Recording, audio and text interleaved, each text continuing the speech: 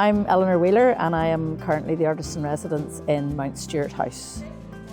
I am tasked with making work that will be inspired by the gardens in the house, and part of my remit as well is to engage with visitors and members of staff and volunteers to try and involve them in making little aspects of this site-specific project, and also tell me stories and give me little snippets of information which might ultimately inspire other ideas because they know the place better than I do.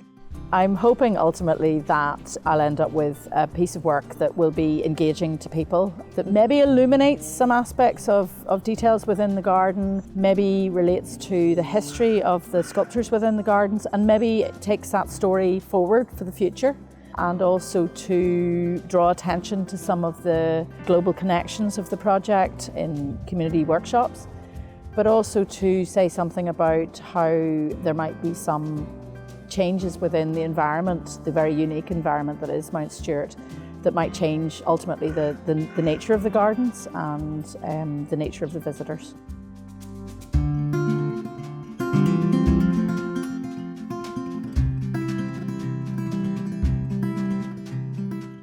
The site itself informs very strongly how I work. I'm standing in the middle of this beautiful, quite overgrown formal garden, and my thoughts were seeing the house as a whole treasure box and creating these kind of containing elements that might be derived from the shapes within this garden.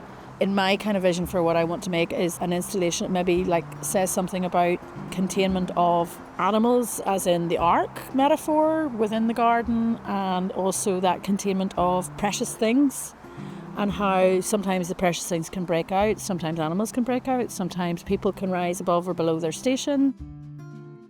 The central circular motif might be what I'm working on with these circular kind of clay mandala type things that would be reflected in the tea bowls and the water, and even the water lilies, that sort of form, and us inviting people to make that.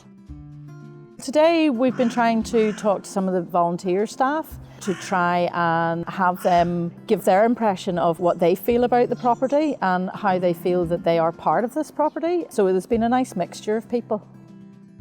Well, you know the crack. I'll just give you a lump of clay. You can roll it. You know how to do it. I think it's really special having an artist here. I have an artistic background myself, having studied up in Yorkgate and Belfast, and I specialise in paintings.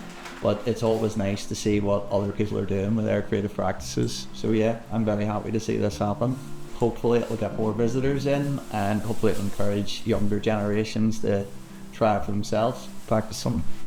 I've come to make a little pot and learn about Eleanor's work.